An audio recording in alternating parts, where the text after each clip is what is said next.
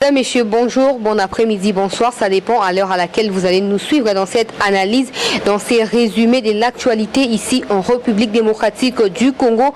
Devant ces micros, c'est moi Chancela et derrière la caméra, c'est Arnold Chilombo qui gère la caméra et la technique. Aujourd'hui, on va parler, on va essayer de décortiquer chacune des étapes du procès lors de la comparution de témoins. Vous avez tous pas mal constaté cette contradiction entre dans les chefs de chacun de témoins. Et ce qui approuve qu'il y a certainement quelque chose qui ne va pas, en tout cas dans ces dossiers, mais parce que ça ne va pas, nous sommes convaincus que la justice va continuer à faire son travail dans le sens de pouvoir réunir toutes les preuves tangibles ou convenables pour pouvoir trancher sur cette affaire, soit c'est la prison, soit c'est la liberté, mais en bref, ça ira pour la bonne réputation de la justice de notre pays, pour la restauration de la justice de notre pays. Monsieur Bitakwira, on va commencer par là, lui qui a intervenu comme témoin, en tout cas parmi les gens que M. Vital Kamerhe avait cité en tant que superviseur ou membre faisant partie de cette commission qui pilotait ces travaux des 100 jours. Bitakwira, que moi je qualifie d'avoir cloué M. Vital Kamerhe, il a dit, lui n'a jamais participé à ces projets, à des réunions, il n'était pas présent. Il était une fois présent quand c'était pour les lancements officiels du projet. Mais quand les réunions entre les commissions ont commencé pour pouvoir lancer les travaux, pour pouvoir embaucher les gens, par exemple affecter telle personne dans tel endroit, lui il n'a jamais fait partie de ces réunions-là. Il a été écarté, vous le savez, il a dit ça lui-même, que M. Vital Kamerhe, quand il est arrivé aux affaires, il a tout simplement mis de côté les gouvernements Tshibala qui étaient démissionnaires, disant qu'il ne pouvait pas engager la République vu qu'il était sur les points de partir et qu'il devrait tout simplement continuer à traiter les affaires courantes le temps de l'instauration d'un nouveau gouvernement. Mais il y a une source proche de Bitakwira qui nous a informé aujourd'hui, nous disant que non, Bitakwira, lui, il a participé à la première réunion du lancement des travaux des 100 jours. Mais sachant que dans les travaux des 100 jours ou dans ces projets, dans cette vision, il n'y avait pas seulement les sauts des moutons, il n'y avait pas seulement la construction des maisons préfabriquées, mais il y avait aussi l'implantation de l'eau dans des secteurs où il n'y en a pas, sur toute l'étendue du pays, l'implantation de la SNEL, c'est-à-dire le courant dans des maisons dans différents coins du pays. Donc lui, en sa qualité de ministre du développement rural, vous le savez, rural, vous comprenez de quoi il s'agit, il était censé participer d'une manière ou d'une autre pour pouvoir se rassurer que non, de son côté, dans des rues, dans des territoires, dans des provinces, que les travaux se fassent dans la plus belle des manières. Et même pour ce qui les concerne en personne, il n'était pas présent. Il a plutôt été représenté par certaines personnalités qu'il a pu citer quelque part comme ça. Donc ça prouve à suffisance qu'il y a quelque chose qui ne va pas dans ces procès. Mais parce que ça ne va pas, la justice, elle est là, elle est capable de faire son travail, de dénicher qu'est-ce qui ne va pas, afin d'y apporter la solution. Ce qui est les souhaits de tout Congolais, hein. Vous avez pu voir à travers différentes images l'engagement, par exemple, des Kinois. C'était comme une série télévisée, c'était comme une télé-réalité, des gens qui s'implantent comme dans des terrasses comme ça. Ils ont mis la télé en train de suivre ces procès. Ça prouve la soif de la population en ce qui concerne la restauration de la justice. Les Congolais doivent être égaux sous tous les aspects. Ce n'est pas parce que vous engagez la République dans telle fonction que vous devriez absolument manipuler la population ou détourner les fonds publics. La population quinoise est assoiffée. J'ai fait pour vous un baladeur que vous allez voir quelque part. Vous allez voir que la population a suivi attentivement ces procès et s'attend à la justice. Je vais continuer avec les témoins qui ont comparu durant ces procès. Pour ne pas citer seulement Bitakwira, qui a été clair dans ses propos disant qu'il n'a jamais participé alors que M. Kamerhe l'a qualifié d'un des superviseurs dans l'affaire. Henri Avmoulang, ancien ministre des Finances pendant les gouvernements de Joseph Kabila avec Bruno Tshibala à la tête du gouvernement. Il est venu, il a dit que non, moi j'agissais sur base de la lettre qui portait la signature du directeur des cabinets du président de la République, c'est-à-dire M. Kamerhe, mais aussi avec un plan de la présidence. Il usait ou il utilisait ces deux aspects pour réussir par exemple en ce qui concerne les finances. C'est-à-dire que lui, il est même allé plus loin pour dire que non, regardez, quand il s'agit des décaissements, moi je n'ai participé pas, moi je n'ai signé pas, les chiffres venaient de M. Kamere, il proposait ceci et moi je ne faisais qu'exécuter, vu que c'était lui et vu qu'il nous avait déjà écarté, disons qu'on était un gouvernement démissionnaire.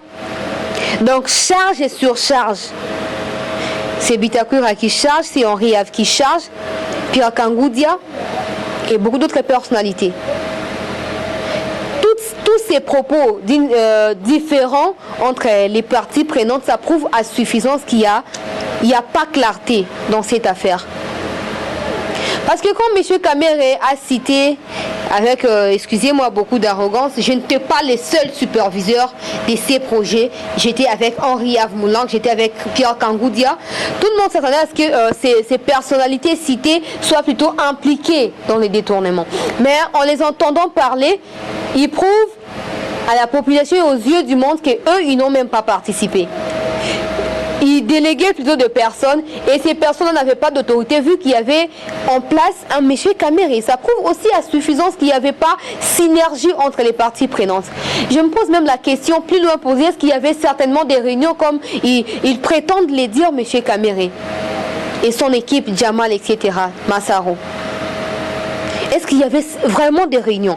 Parce que s'il y a eu des réunions, c'est-à-dire que les gens qui sont qualifiés des superviseurs devraient absolument prendre part à ces réunions-là.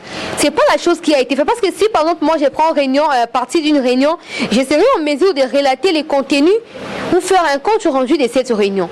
Mais si ces gens-là continuent à nier pour dire qu'on n'a jamais participé, ça prouve qu'il n'y avait pas de réunions. Mais comment vous étiez en train de travailler, sachant que vous êtes coordonnateur, il y a des parties prenantes, c'est-à-dire des commissions en dessous de vous.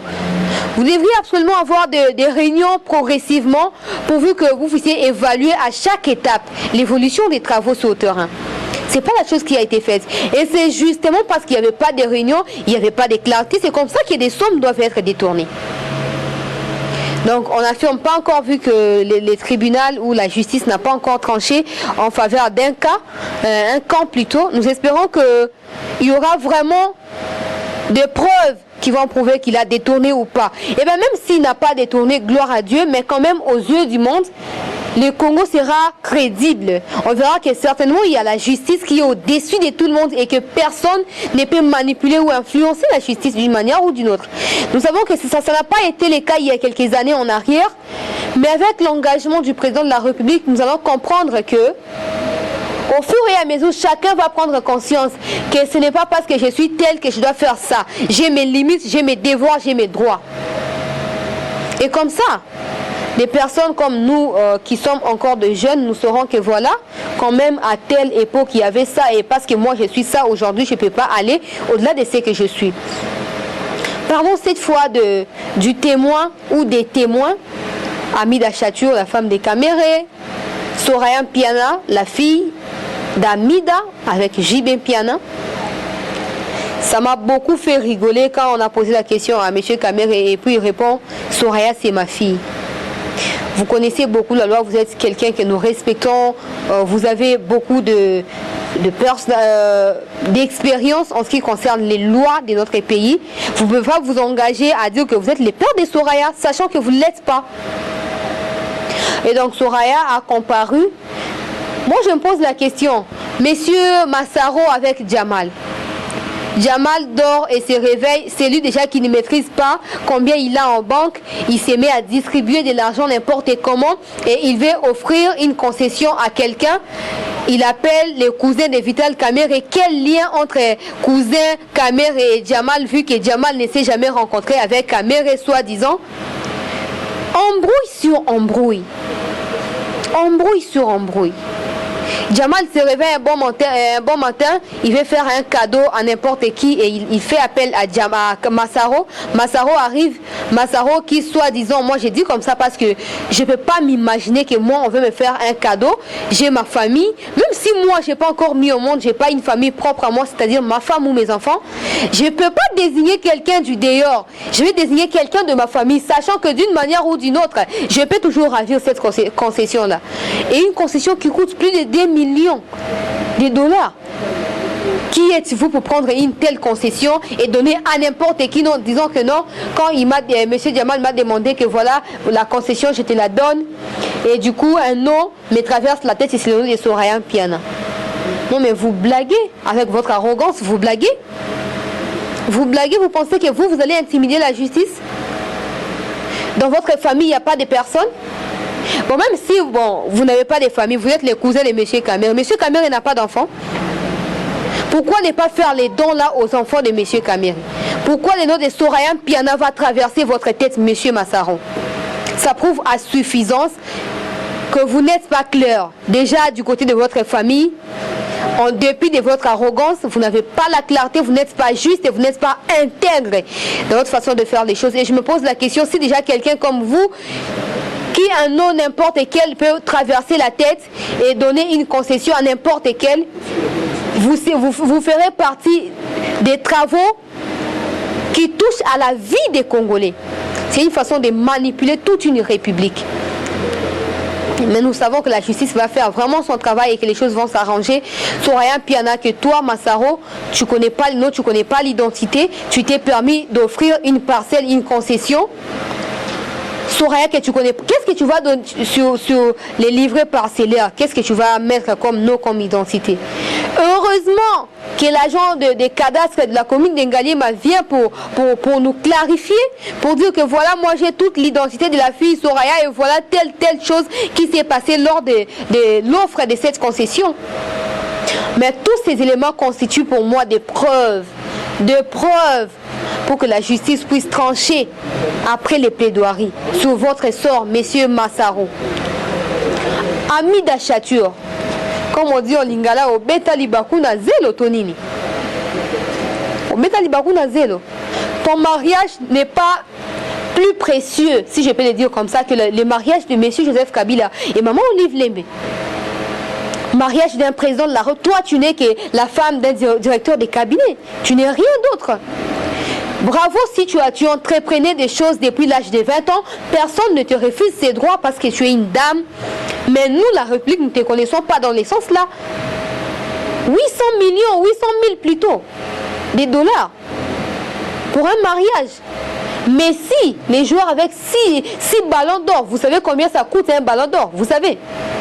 Et vous voulez nous faire croire que non, dans le mariage Nanga, on m'avait donné des dons, beaucoup d'argent, je ne sais même pas si c'était combien, j'avais mis à la banque, je ne maîtrise pas, c'est pas moi qui gère, il y a mon agent. Non mais madame, vous savez que vous avez été interpellé comme témoin à la justice. Il faut tel ou tel autre élément. Vous êtes censé appeler votre, je ne sais pas, manager ou gérant, afin de réunir toutes ces données et vous présenter avec des éléments suffisants qui vont prouver que vous êtes innocente dans cette affaire. Ce n'est pas ce que vous avez fait. Vous venez nous parler du mariage, j'étais commerçante depuis l'âge de 20 ans. Commerçante de quoi? Qu'est-ce que vous avez vendu depuis 20 ans? Quel est votre capital d'action sur le terrain ou dans vos affaires? Vous ne savez pas. Non, mais c'est pas... Au fait, moi je comprends que les clans ou le club Kamer et Djamal, Massaro, Ami d'Achatou, vous êtes les mêmes personnes. Vous êtes de la même catégorie. Parce que si vous posez la même question, c'est quoi votre capital en termes de fonds? Vous avez dit vous ne savez pas, Djamal dira qu'il ne sait pas. Mais vous blaguez, vous êtes face à la justice, soyez sérieux. Donc nous espérons tout simplement que la justice va vraiment faire son travail et que ces procès, qui est un procès historique, un directeur de cabinet en fonction arrêté provisoirement, va plutôt donner une leçon à tout Congolais, quelle que soit sa classe politique. Tout Congolais saura que voilà, je ne peux pas détourner les fonds publics pour mes intérêts égaux. Vous savez, hein, la population ne cesse de se plaindre chaque jour avec la dépréciation monétaire, avec la hausse du prix des produits de première nécessité sur les marchés, les taux de criminalité. Toutes ces conditions de vie critiques de la population congolaise détériorent l'état de notre pays et affaiblit la force de notre pays. Les ministres de l'économie, les ministres des finances, vous êtes là. Vous êtes là.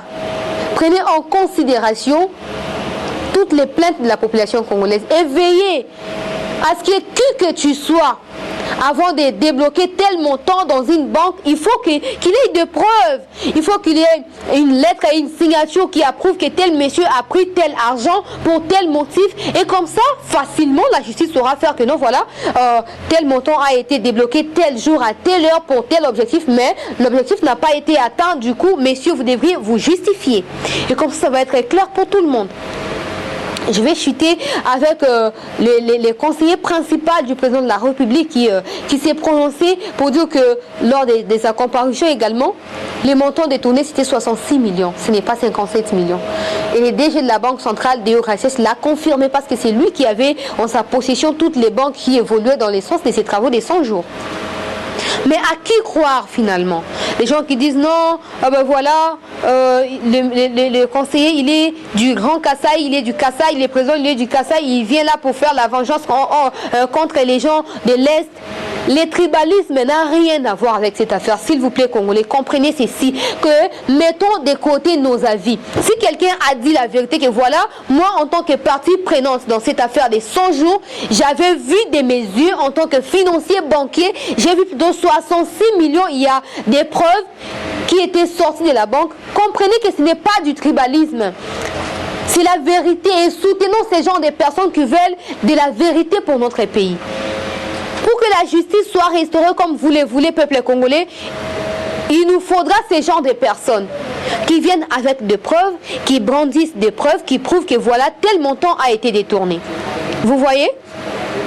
Donc soutenons plutôt les conseillers. Moi, je ne me mêle pas dans les polémiques, dans le sens non, j'ai étudié à Genève, c'est son opinion, c'est sa façon de faire les choses. Nous ne sommes pas dans ça, nous restons dans la lignée où les choses doivent être réglées devant la justice, les preuves doivent être brandies devant la justice et que la justice fasse son travail.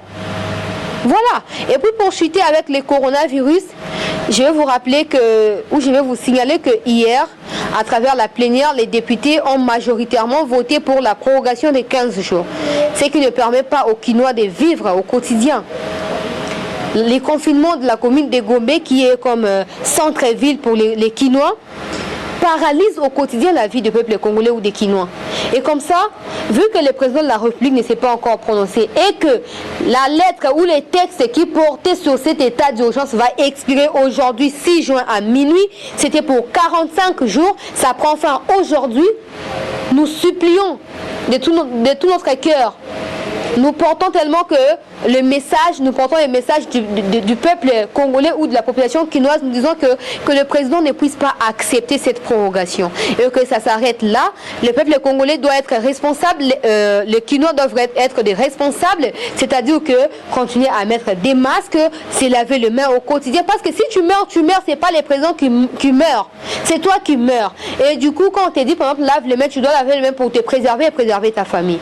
Donc il y a mieux à faire que de continuer dans la prorogation, ça va aider personne. Vous les députés qui avez voté pour la prorogation, c'est tout ce que vous savez faire. Vous ne faites rien d'autre. Vous ne votez jamais des histoires pour la population. On vous a mandaté, vous êtes là pour des rendements des comptes. Nous en avons tellement marre que c'est fini. C'est fini et nous espérons que le président de la République ne va pas accepter à nouveau cette prorogation et que ça va s'arrêter là. Voilà tout pour cette analyse. Continuez à commenter, à nous donner vos avis en commentaire. Merci à vous tous qui nous avez suivis. Merci à Papa Patrick Massikine depuis Washington. Merci à Cyprien depuis Belgique. Merci à Simon Bouilly depuis la Suisse, de la part de Arnaud Chilombo. Merci à vous tous. Merci aussi à Marc depuis Italie. Merci à Papa Albert Kabea depuis les États-Unis. Merci de nous avoir suivis. Si vous voulez nous contacter, m'encourager avec quoi que ce soit, appelez ou écrivez-moi en plus 243 96 26 17 024. N'hésitez pas de les faire. Merci et à la prochaine. Eshima, votre magazine qui bat au rythme de l'actualité. Retrouvez la nouvelle édition. Exclusivité. Gouverneur Jacques Kiaboula s'érige en barrière contre le Covid-19 dans le Haut-Katanga. Sensibilisation des terrains sur le respect des gestes barrières et prise en charge des malades. Retour sur le péripéties du confinement strict réussi de Lubumbashi et Kasumbalesa. Jacques Kiaboula Katoué, les défis de la réussite. Wandani, l'homme et ses œuvres. Reconstruction et décollage économique. Sécurité, Mobilisation de recettes. Eshima Magazine revient sur les succès notables du chef de l'exécutif du Haut-Katanga. Découverte, Moussa Mondo, valeur sûre de la politique congolaise. Focus, Néné Lunga, en première ligne pour la défense des droits des travailleurs pendant les confinements. Dossier Eshima, les épidémies les plus dévastatrices de l'histoire. Nation, pêche et élevage, Jonathan Bialosuka, sortir la RDC de la sous-alimentation. Économie, impact du Covid-19 sur l'économie congolaise. Afrique, que restait-il de la France-Afrique? Retrouvez l'intégralité du magazine Eshima dans les kiosques. Eshima Magazine, un nouveau standard d'information.